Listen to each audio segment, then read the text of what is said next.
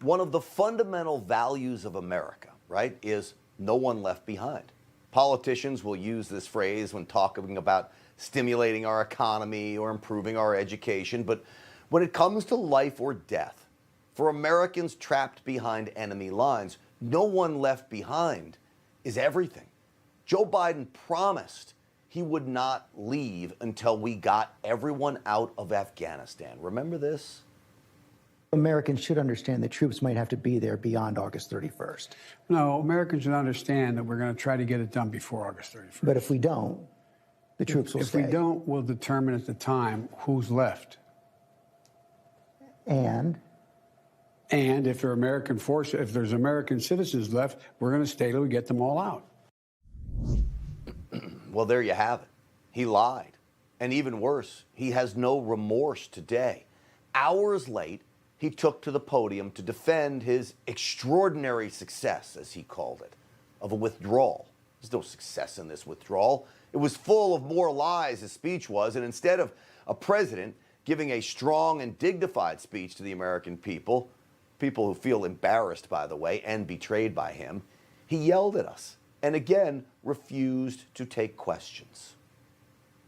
The extraordinary success of this mission was due to the incredible skill, bravery, and selfless courage of the United States military and our diplomats and intelligence professionals. This is the way the mission was designed. It was designed to operate under severe stress and attack, and that's what it did. The bottom line, 90% of Americans in Afghanistan who wanted to leave were able to leave. I believe this is the right decision, a wise decision, and the best decision for America. 13 American military members are dead, and we've got 10% of Americans left behind. That's unacceptable. Like I said, he's got no remorse. He's delusional. The public does not believe his surrender is a success, not by a long shot. This is how out of touch he is with how Americans feel about his deadly debacle in Afghanistan. I have sources that can refute nearly everything he declared. While telling us they were working to move Americans to safety, the Biden State Department was doing the exact opposite, shutting down flights with Americans and our allies on board, telling other countries not to let these evac planes land, even closing the gates to the airport to Americans with blue passports. All of this confirmed to me by people in direct contact with civilians working at the airport in Kabul. To me, it looks like the State Department sabotaged rescue efforts, sunk them.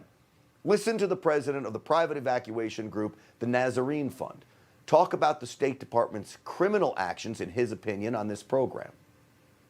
You had the Taliban on the outside and you had the State Department on the inside, and those were the two biggest hurdles we had to deal with. The State Department is getting actively involved in trying to prevent people from going to those nations. There's no good explanation for that. You know, the State Department, if there's a swamp in Washington, D.C., this is the one with the most alligators in it. Well, instead of explaining themselves today, or more importantly, apologizing for the ineptitude, Team Biden went straight into full spin mode. State Department spokesperson Ned Price tweeted a Washington Post editorial claiming the State Department deserves more credit for its effort to evacuate Americans from Afghanistan. Credit? But even if one American is left behind, it's a failure. Most Americans, if not all, agree with that. Sadly, this administration not only doesn't understand that, I don't think they care.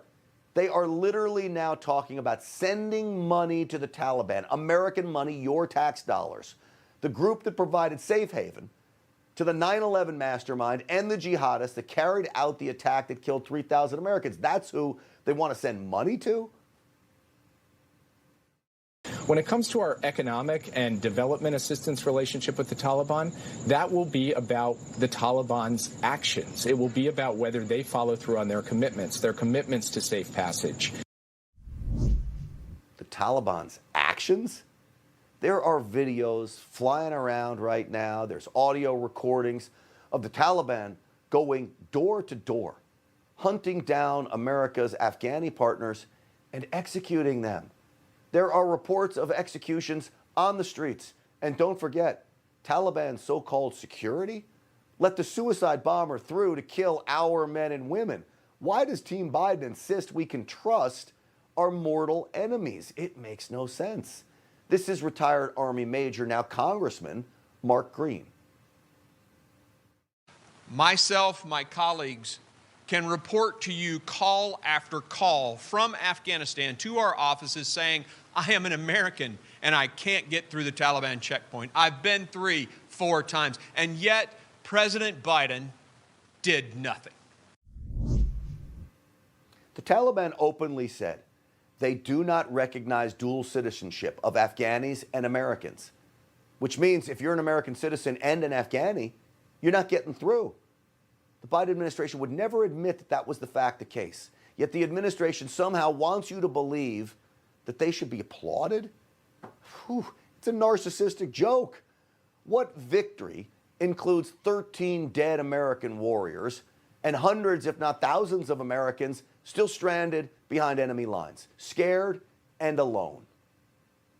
When they send somebody out to the podium, when they send Blinken out to the podium, it's to lie to the American people. Let me be crystal clear about this. There is no deadline on our work to help any remaining American citizens who decide they want to leave to do so. When they send somebody else out from the administration to talk about what's going to happen with the recognition of the Taliban or other terrorist groups, they're sending somebody out to lie to the American people. I'm not trying to sugarcoat what we think of the Taliban. The Taliban they're not a group we trust. They are not our friends. The Taliban seeks international legitimacy and support. Our message is any legitimacy and any support will have to be earned. The Taliban can do that.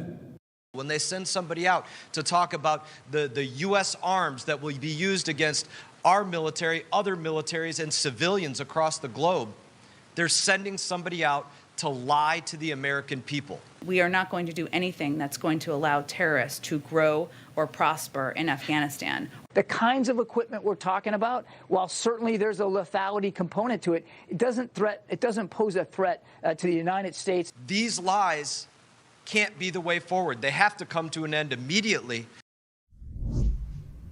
Well, they are certainly coming to an end on this program because we won't let them get away with lying. But that's all we get out of this administration are lies and delusion. And sadly, dead members of our military, 13 of them. So today, top military leaders should be held just as responsible for this disaster as Joe Biden. Somehow, Secretary of Defense Lloyd Austin, Joint Chiefs of Staff Chairman Mark Milley, they're skating by without any accountability in all of this. That's why nearly 90 retired military generals and admirals have penned a scathing letter demanding the two resign, insisting that, quote, fundamental principle in the military is holding those in charge responsible and accountable for their actions or inactions. Bottom line is, this tragic debacle was avoidable. 13 service members are dead. Almost 200 innocent Afghans are dead. Not demanding accountability from top leaders will allow for more unnecessary deaths down the line. And that's an absolute fact. Hey, I'm Rob Finnerty. Thanks for watching. If you enjoyed this video, please join the conversation in the comments below. Don't forget to subscribe, too. Hit the bell icon to be alerted to breaking news. And remember, there's a whole lot more on Newsmax TV, America's fastest growing cable news network. Newsmax TV, where real news for real people.